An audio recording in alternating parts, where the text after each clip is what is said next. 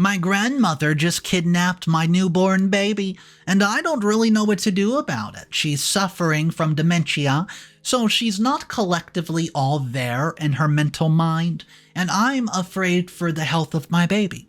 I don't want to get police involved because then CPS might get involved, but you know what? I'm almost at my breaking point. I'm writing this from the hospital right now. The scary part is, as hard as things have been, I'm actually almost afraid to leave.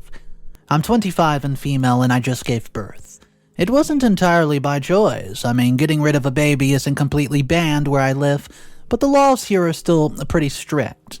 And seeing as I don't have the resources to leave easily, it was way easier to just accept my circumstances. But those circumstances aren't very great. When I got pregnant, my husband Chris and I were living with my grandmother and my older sister Claire. None of us are extremely well off, so we often had to pool resources. Claire and I have already been living with our grandmother since I was 12 years of age, and that's when our father lost his life in an accident, and our mother just sort of checked out mentally. She wasn't mentally well enough to take care of anyone, so our dad's mother took us in to avoid the risk of social services getting involved. Our grandmother did not really have the resources to feed 2 additional mouths on such a short notice, so we grew up learning how to pull our weight together. Pull our weight around the house, just more than most kids usually would have. This meant giving up certain luxuries. It was especially hard on Claire, since she easily could have gotten into a good college if she wanted. But if she had not stayed home to work instead, I'm not sure if our grandmother even could have kept the house afloat on her own. When I met Chris, the plan was initially that we would move in together. This would have made things easier on us and probably on Claire as well, but Chris's job did not survive the pandemic, and he wasn't very adamant about finding other work after that. As a result, we all wound up packed into a fairly small house. It's not the married life that we saw for ourselves. No matter how hard we tried, we could not seem to keep the house in working order. It seems like something new is just breaking every other week. The air conditioning, the fridge, the garage door, I mean, come on, you name it. Our house is also apparently a pretty hot tourist spot for cockroaches. We put out traps, but it seems like every other day you'll walk into the bathroom or the kitchen and find a dead one face up in the middle of the floor. And I almost envy Claire, since she spends so much time between both of her jobs that she probably gets out of the house more than the rest of us combined. I know that sounds bad, but it's not that I've chosen not to contribute anything. I suffer from severe anemia and an enlarged heart. I'm able to do work from home, and I give us, much to our house fund as I'm able to manage. But most jobs outside the house are exceptionally difficult for me. Naturally, this was also a major concern when I found out that I was pregnant, as there was concerns regarding whether I would be too weak to manage the birth. It was concluded that premature birth was a huge risk, but my health ultimately wasn't suffering enough to justify terminating it. Things became even more difficult when Chris got nervous about the birth. See, we weren't trying to get pregnant, and he already had doubts about being a father. The idea that there could be complications on top of that was too much for him to take in, so he left. He said at first that he just needed to stay with friends for, a while, but, he needs some time off mentally to work through all the challenges we've been facing when the baby came. But a few weeks later, I got divorce papers in the mail. I wish I could say I was more than surprised, but I won't pretend that my hopes weren't very high when he took off in the first place. So, my grandmother is angry with the both of us. She's angry at Chris for leaving the way that he did, but she's also angry at me for allowing myself to get pregnant in the first place. She says, and I quote, "I won't be able to care much for the baby because my own health is so darn weak." That's obviously something I'm concerned about, but it's been really hard living with a woman who's constantly making that out to be my fault. Mistakes happen, and even if I lived in a state where I could terminate the pregnancy more easily, that comes with its own set of health risk, because there's no choice here that could have been made easily. So, the pregnancy itself was already tough. There were several times I got too weak to leave my bed, which wasn't easy without Claire here to help. I sometimes wonder if that's not partially why grandmother has been so mad at me. I'll admit, it's kind of embarrassing at my age to need an older woman as a caretaker, and things only got worse as the months ran on. They'd already told me that premature birth was a big risk for people like I, and that fear got worse when I learned the hard way about Braxton Hicks. I don't know how often false labor happens to other women, but it happened to me quite a bit, and by the time I went into actual labor, Grandma was probably more accustomed to driving my car than I was. Well, that was yesterday, and I was only 36 weeks pregnant, and a couple of days just premature enough that they had an NICU team on reserve in case of complications. My blood pressure, it was deemed too high to give birth normally, so they wound up doing a cesarean section. Fortunately, little Elsa was born healthy at 5.5 pounds, which they told me was 1.5 pounds over the limit for intensive care. However, I still needed to stay a day or two just to recover from the C-section. And I'm sure the extra time won't hurt in terms of making sure Elsa's health is good as well. So, I've been doing some reading, and it seems like getting her weight up at least 1 pound or 2 as quickly as possible would be best. So to be honest, it's partly just boredom that led me to sharing this story, but I have so many other concerns as well.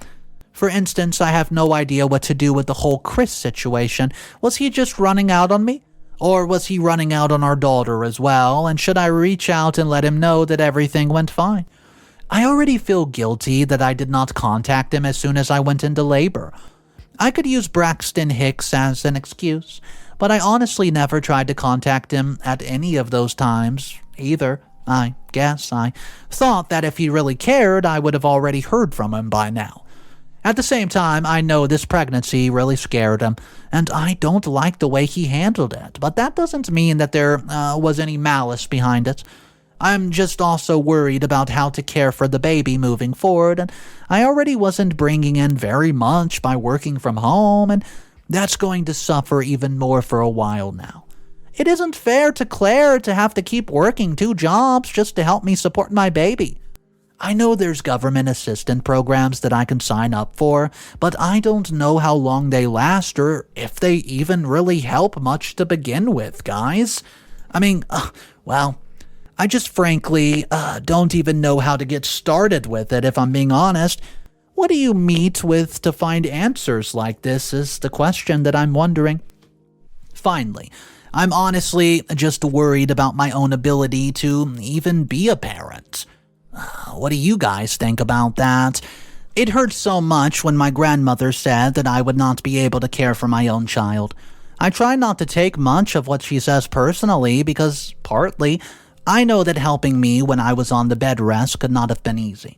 And also partly because she's getting up there in years, and both Claire and I feel like we've noticed some possible signs of dementia.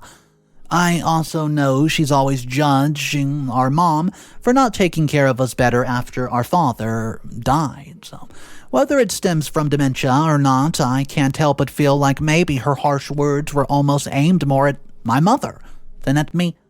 Even so, she touched on a very real fear that I've been having for a while now. Knowing that I have to face that fear within just a couple of days is the most terrifying feeling, really. It's reality I have phase 2 right in front of me. That tiny, beautiful child deserves a mother who can provide her with the life that she deserves. Well, guys, my question to you is, what if that person isn't me? I'll update you. Update number 1. Hey guys, it's been a couple of days since I posted about the birth of my child, but things have already gotten a lot worse. The reactions I got to my post provided a wide range of advice. I learned a lot about how to find financial aid that I just hadn't considered before. One person also brought up adoption, which was a hard pill to swallow, but that's when I realized I've been spending a weird amount of time alone in here. My grandmother's largely been caring for Elsa, and even Claire made it out to spend some time with her. So I hadn't been that worried at first, and I really was grateful to be at the hospital where there were people to look after her so I could rest. After reading that adoption comment, though, I really wanted to hold my daughter and be close to her for a while. When I asked the nurse to bring her to me, she said that they would look for her. That already made me nervous, and even though she's not in an ICU, I thought that, from TV, they had a whole room just for healthy babies whose mothers have not been released from care yet. From that, I just never questioned that I had not seen much of her since leaving the delivery room. As it turns out, when the nurse said that she would go find Elsa, it's because my grandmother has taken her for a walk. I figured, well, that's okay, so I went back to resting and figured I'd see Elsa when Grandma next came to check on me. And I knew I was getting out today, so Elsa and I would be spending some quality time together anywho. Grandma never came back yesterday, and she isn't answering her phone. I had to get Claire to pick me up from the hospital on her lunch break, just because Grandma seemed to have disappeared with my car. When we got home, she wasn't there either, and I'm a bit scared of what to do now. I have no idea where she is with my baby, and I'm scared to involve the police. I'm worried that between our living situation and the fact that I let this happen in the first place, involving the authorities would just end up with social services getting involved in taking my baby away. Well, I'm sure that's completely, irrational, but I don't know. I just can't get the fear out of my head. At the same time, I want somebody to hold the hospital accountable because I feel like they should not have let this happen so easily in the first place. Well, I'm hoping that this is just some kind of misunderstanding, that she's out running errands or something, but I'm sure incredibly frightened right now. I'm on the edge of calling Chris and seeing what he thinks that we should do. I know he technically ran out on us and doesn't really have a say in what happens with the baby at this point, but Claire and I just don't have answers. It would be so much easier if Grandma would answer the phone and just tell us that they're okay. If there's even a chance that something happened to them, I can't even, give it much longer before calling someone. Update number 2. I wound up not involving the police, so I called Chris first, and I'm glad I did it because it turns out that he had LoJack on my car. Claire wasn't super comfortable to learn that, but I'll sort out how to feel about the revelations later. For now, I'm just relieved to learn that we had a way of tracking my grandmother and my baby boy. So, why Chris could afford to track my car, could not afford to help with the electric bill is the question I'm happier saving for, a rainy day? In any case, we wound up getting some good news and some bad news. The good news is that we tracked the car and found that Grandma has taken Elsa to my mom's house. The bad news is that she's almost definitely in the throes of dementia right now, and it sounds really, really extreme. So, based on Mom's description when I called her to make sure Elsa was there, Grandma showed up mostly fine at first, but now seems to be living two realities at once. She appears to know who my mother is. At least she knows that they've known each other for a long time, and Mom says Grandma's been calling her by the correct name the entire time that she's been there. However, she now seems to have mistaken Elsa for her own child. When she showed up, she said that she was bringing Elsa by so that I could rest. Since then, however, she's been calling her by my father's name, Barry, which obviously means that she has not been changing Elsa since she took her, or she would know why that makes no sense. Indeed, my mom said Elsa's diaper was really bad when they showed up, but that Elsa is clean and comfortable now, but since Grandma started calling Elsa by the wrong name, my mom has not been able to pry her way for long enough to do much besides change her because apparently Grandma starts getting loud and hostile when they get separate for too long. I asked my mother why she did not call me as soon as Grandma started showing signs that, having dementia, but apparently it's only been an hour or two and Mom was hoping it would have cleared up by now. At this point, I'm thinking maybe I really do need to involve the police if grandmother's acting as scary as my mom says. Then I'm worried I won't be able to get my child back safely.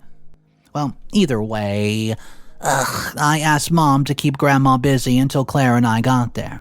Chris is going with us, and the LoJack thing might be kinda creepy, but I feel like it's still better to just bring him along for this. Right now, I just want as many people involved as it takes to get my baby back. The fact that one of them creeps me out a bit is just something I have to put up with. Besides, since he was the one who helped us find Elsa in the first place, I'm sure the cops will need to talk to him. I'll update you again tomorrow, and if not, in the next few hours. This should be all resolved by then. Update number 3. Hey, I'm so incredibly furious right now, guys, literally. All my mother had to do was wait for us to get there, and I would have had my baby back and safe with me within just a few hours. Instead, she mentioned that I was coming by, and it seemed that Grandma was at least lucid enough to, understand why that could be problematic. Mom says that she's still referring to Elsa as Barry, but I honestly don't know enough about dementia to know if that would matter or if she's still remembering on some subconscious level that she wasn't supposed to have Elsa in the first place. All I know is that she's left after my mom let slip that we were coming. It was a total mess when the cops arrived.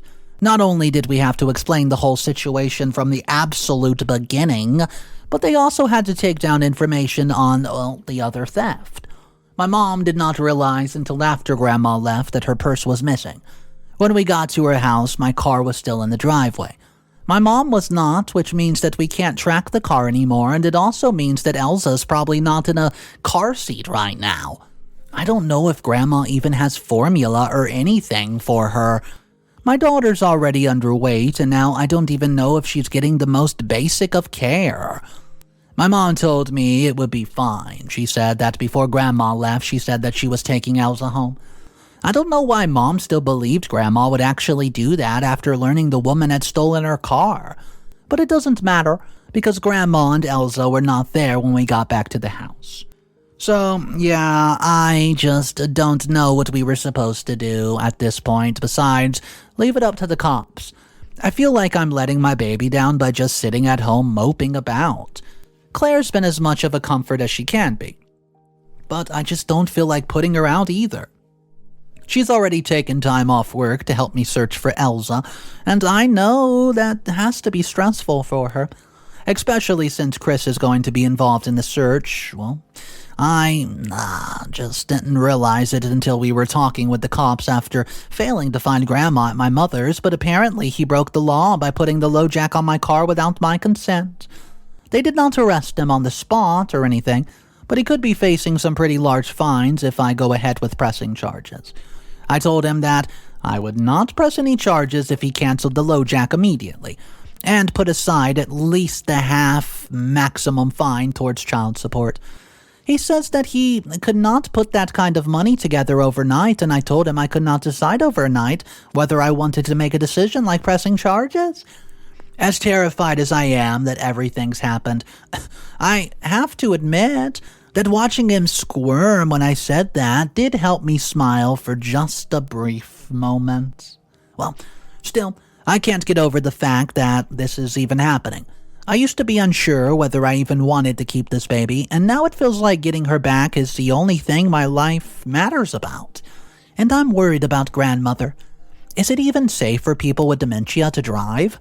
We knew that she lost her bearings occasionally, but it's never been like this. I have no idea how lucid she is or if she's scared in the moment when she remembers where she is. I keep staring at this picture she keeps in the living room of her and my dad when he was about 12 years of age. Well, basically, at the same age I was when he passed.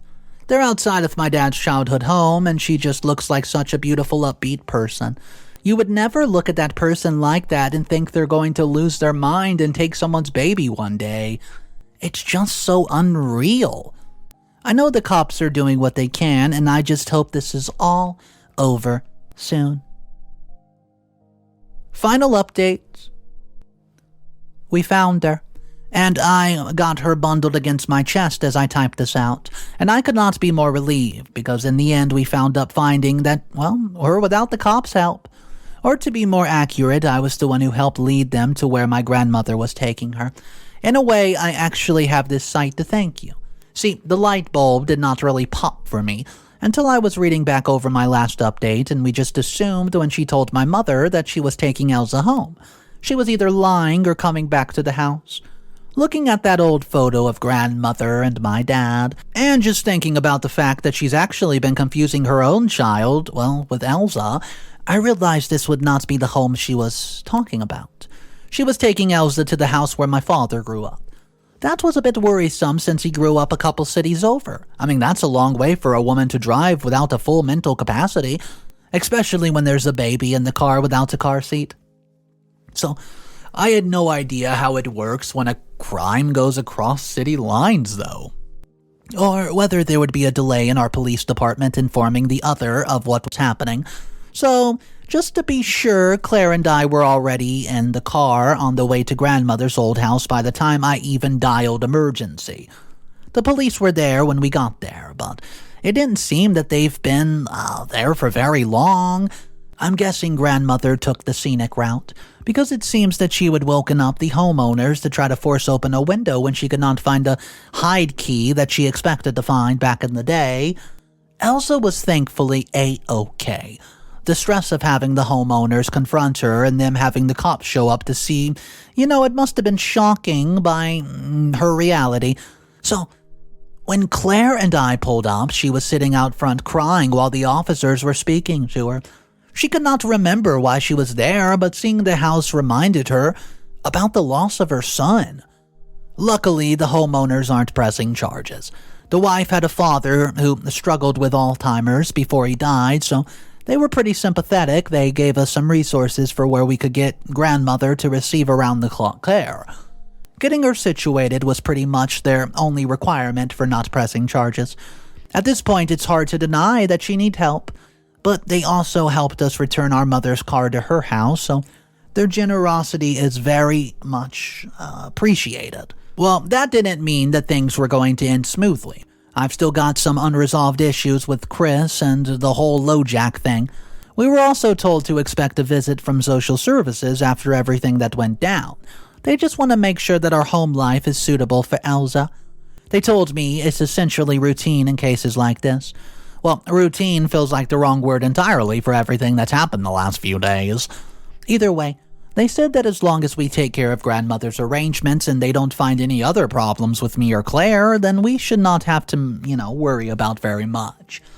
Either way, this has put a whole new perspective on my situation with Elsa. To be honest, there's actually a period I'd considered giving her up for adoption. But when I thought she'd been taken from me, I could hardly even breathe at the idea of never seeing her again. I'm not going to give my baby up for anything in the world. So I'll do whatever I have to do. I'll find financial assistance where I can, and I'll do my best to balance the childcare with working from home so that Claire's, not left in charge of paying for everything on her own. And I'll even squeeze Chris for whatever he can offer, because I kind of feel like he deserves it at this point. Oh, and by the looks of it, Chris is up for paying a hefty amount of child support. I know it won't be an overnight fix, but with grandmother in a care facility locked well after, Chris being held responsible for his mistakes and my daughter in my arms, I might find some peace. I just learned in a big way that I'm willing to fight for my daughter. I'm not about to stop fighting just because the hardest part is over. I might still have some fears about how ready I am to be a mom, but I know for sure I'm not ready to give up anytime soon. Thank you for all your advice. That's all, folks.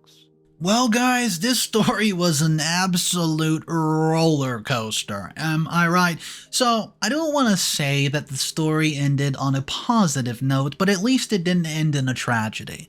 The grandmother, and she's being taken care of. Chris might be facing legal charges for the LoJack that he put on her car, and it looks like OP and Claire are off to a better life. Anyways, I do want to know your thoughts about the story. If you were in OP's position, would you have done anything different? Maybe keep a better eye on the baby? I don't know. I understand that OP needed some rest after giving birth, and she trusted her grandma, but at the same time, it almost led to an absolute disaster.